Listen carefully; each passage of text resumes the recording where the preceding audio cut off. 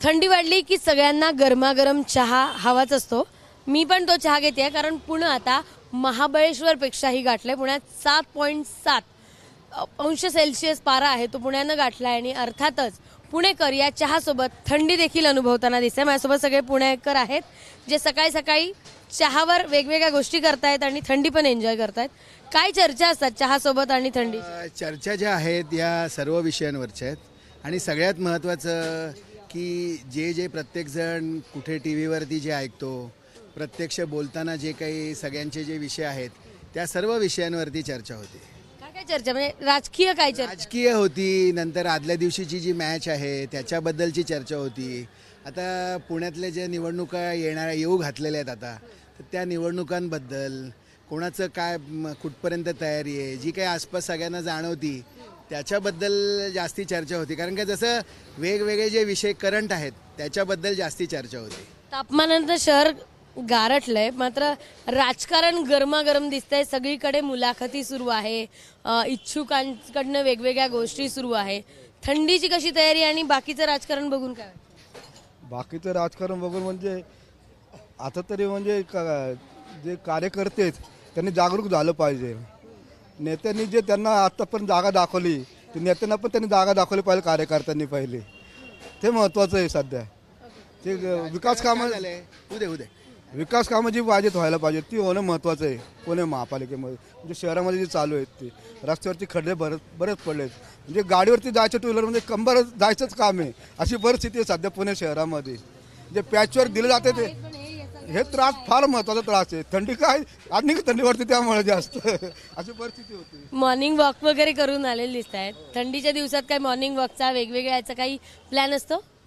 हो, ॲक्च्युली खरं तर थंडी तुम्ही शारीरिक आणि व्यायामासाठी खूप चांगली आहे आणि पुण्यात जी काही आत्ता थंडी पडलेली आहे त्याकरता पुणे तसं जागरूक आहे आणि त्यामुळे सगळेच आम्ही बाहेर पडतो, सगळे पुणेकर बाहेर पडतात आणि ज्या प्रकारचा व्यायाम व्हायला पाहिजे ह्या सीझनमध्ये तो आम्ही करतो. त्याचप्रमाणे आत्ता राजकीय ज्या काही चर्चा होतात, आजच आमच्या चर्चा चालल्या होत्या की आज आम्ही बघितलं की हे राजकीय इकडे सहल घेऊन जात आहेत. ह्या राजकीयांनी आता काम करायला सुरुवात केली आहे. कोणी काहीतरी पुस्तकं हेलिकॉप्टर राईड पण देणार, हेलिकॉप्टर राईड देत आहेत. ह्या ऑफर्स ह्याच ह्याच्यात होत आहेत. त्यामुळे थोडंसं वातावरण पण या थंडीत गरम झाल्यासारखं वाटतंय. खूप बोलायला विषय मिळत आहेत आणि जसं आपण व्यायाम करतो तसं तोंडाचे व्यायाम होतात, मनोरंजनाचे विषय होतात. आम्हाला खूप छान वाटतं आणि ह्या चहावर जी काही चर्चा होते, जो काही चहाचा कट्टा असतो तिथे विषय होतात. अशा वेगवेगळ्या प्रकारचे भरपूर विषय आता इथे आमचे होतात आणि खरंच खूप छान वाटतंय. वातावरण पण त्याप्रमाणे साथ देत आहे.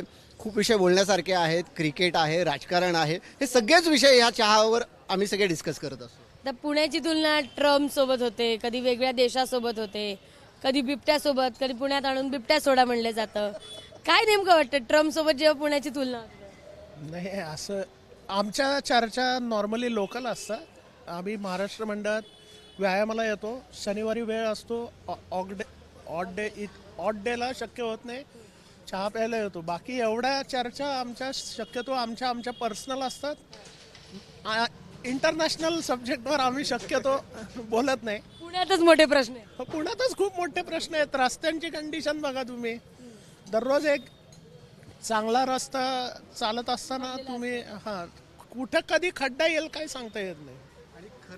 तर जसं पु ल देशपांडे म्हणाले की जगामध्ये दोनच गोष्टी बघण्यासारख्या आहेत, एक तर पुणे आणि मुंबई. त्याप्रमाणे ही गोष्ट खरी आहे. तुम्ही जर बघताल तर आता पुण्याची थंडीचा जर काही त्यांनी फायदा घ्यायचा तर तो पुणेकरांनी घ्यायचा. कुठल्याही विषयावर जर चर्चा करायची ती पुणेकरांनी करायची आणि ती पण चर्चा कशी करायची, गोड पण करायची, तिखट पण करायची. त्यामुळे ह्या ज्या काही चर्चा होतात ह्या फोडण्या घालून चर्चा पुण्यात केल्या जातात. हो, ह्या चर्चा पुण्यातच केल्या जातात. आता तुम्ही जर बघताल इथे तर चहाला इथे जे एवढी जी गर्दी होते, जी कट्टा मुलं करतात आणि ज्या कट्ट्यावर चहावर ज्या चर्चा व्हायला पाहिजेत त्या सगळ्या प्रकारच्या होतात. जसं प्रत्येकाच्या आवडीप्रमाणे सगळे घेतात तसं आत्ता बघताल तर तुम्ही म्हणाल तर ट्रम्प असोत, हे असोत, वेगवेगळ्या विषयांवर चर्चा करण्यात कोणाचा हातखंडा असेल तो पुण्याचा असेल. कारण पुण्याचा कोणी हात धरू शकत नाही आणि पुणे तिथे काही होणे नाहीये. थंडीचा काय प्लॅन आहे? कुठे बाहेर जायचा किंवा काय प्लॅन असतो? हो, आता महाबळेश्वरला जायची गरजच नाहीये मॅडम. इथं पुण्यातच आपल्याला मिळत असताना खर्च करून महाबळेश्वरला जायची गरजच नाहीये ना. म्हणजे उन्हाळ्यात चंद्रपूरला जायची गरज नाही, पावसाळ्यात चेरापुंजीला जायची गरज नाही, तसं आता महाबळेश्वर. या सगळ्या ह्याच्यामध्ये अजून एक महत्त्वाचं आहे, ह्या राजकारणाची गंमत अशी झाली आहे की 3 पार्ट्या एकत्र पण आहेत, वेगवेगळ्या पण आहेत. हे अजून पुणेकर इतके स्वतःला हुशार समजतात, पण त्यांना अजून हे कळलं नाही आहे की आपण नेमकं खरंच मत कोणाला देतोय हे त्यांना अजून थोडंसं कळायला. असं म्हणजे माझं वैयक्तिक मत आहे की नेमके जरी सगळे एकत्र जरी वाटले तरी वेगळे पण आहेत. त्यामुळे नेमकं खरंच काय आणि जे वेगळे दिसतात दोघं ते एकत्र एकत्र पण आहेत. नाही नाही, हे अगदी खरं आहे. तुम्ही आता माध्यमाचे प्रतिनिधी आहात, त्यामुळे सगळ्यात महत्त्वाचं काय आहे की लोकांना राजकारण हे जितकं सामान्य माणसाला समजतं त्याच्यापेक्षाही जास्ती हे खोल आहे. आणि जितकं वरनं जे वाटतं तेवढं ते नाही आहे. त्यामुळे खरी म्हणजे या थंडीमध्ये जो गारठा निघून जाण्यासाठी काय आवश्यक आहे, तर हा जो वेगळेपण आहे पुण्यातला, म्हणजे सगळ्यांना सगळे बरोबरचे वाटत आहेत पण तरीसुद्धा सगळेजण वेगळे आहेत, ही खरी याच्यात. काय हो हे नाही बिबट्या पुण्यात इकडे तिकडे फिरताना दिसतो. म्हणजे युनिव्हर्सिटीत मॉर्निंग वॉकसाठी. शहरात तर येणार नाही अर्थातच, पण तशी काही भीती जाणवते? अहो त्याचं काय सांगता येते, नागपूरमध्ये गेला, नाशिकमध्ये गेला तो बिबट्या शहरामध्ये, आपल्याकडे यायची का ते सांगता येत नाही ना. येऊ शकेल त्याचं काय. राणा म्हणाले की त्याला प्राण्याचा दर्जा द्या. अहो, ते चुकीचं आहे. पाळीव प्राणी आपल्याला पाळीव प्राणी नाही जमणार ते. नाही जमणार. नाही नाही. नक्कीच. आणि काही दिवसापूर्वी बिबट्या तुम्ही बघितला असेल तर काही वर्षापूर्वी आपल्या इथे नॉनस्टॉपला आला होता. आणि खरं तर आता एक खरंच महत्त्वाची गोष्ट आहे की आपण जेव्हा प्राणी संग्रहालयात बिबट्या बघायला जातो तर त्यावेळेस बिबट्या म्हणतो की आम्ही शांत उभं राहतो. आणि जेव्हा आम्ही लोकांना बघायला जातो त्यावेळेस ही लोक का धावपळ करत असतील असा बिबट्यालाही प्रश्न पडत असेल.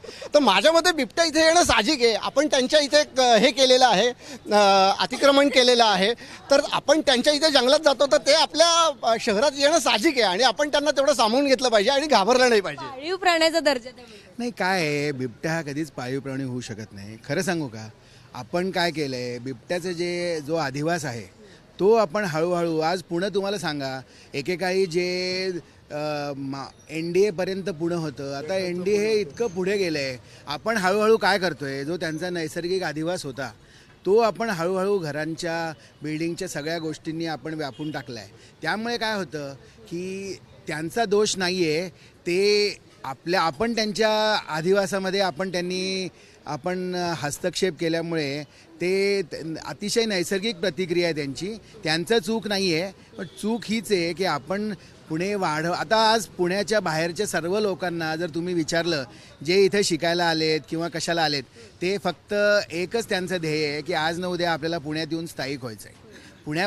पुणं चांगलंच आहे, पण या गर्दीमुळे पुणं किती वाढतंय, कुठपर्यंत जातंय, त्यामुळे आज जे हे वन्य पशु आहेत यांना आज दुसरा पर्याय नाही आहे. त्यामुळे आज न उद्या त्यांना हे येणं हे अत्यंत स्वाभाविक आहे. त्यामुळे आपण जर बघितलं तर याच चहावर थंडीत सगळे पुणेकर आहेत त्या गरमागरम चर्चा दिसत आहेत. कधी बिबटे, कधी ट्रम्पचं टेरिफ, तर कधी साधारण पुण्यातले जे काही महत्त्वाचे विषय आहेत, जे बेसिक आहेत. स्मार्ट सिटी पुण्याला म्हटलं जातं, मात्र बेसिकच पुण्याचं कच्चं आहे किंवा बेसिक गोष्टीच पुण्यात मिळत नाही असं सगळं यांचं म्हणणं आहे. पण गरमागरम चर्चा या थंडीत पुणेकर चहासोबत करताना दिसत आहेत. कॅमेरामॅन विजय राऊत सह शिवानी पांढरे, ABP माझा, पुणे. ABP माझा, उघडा डोळे बघा नीट.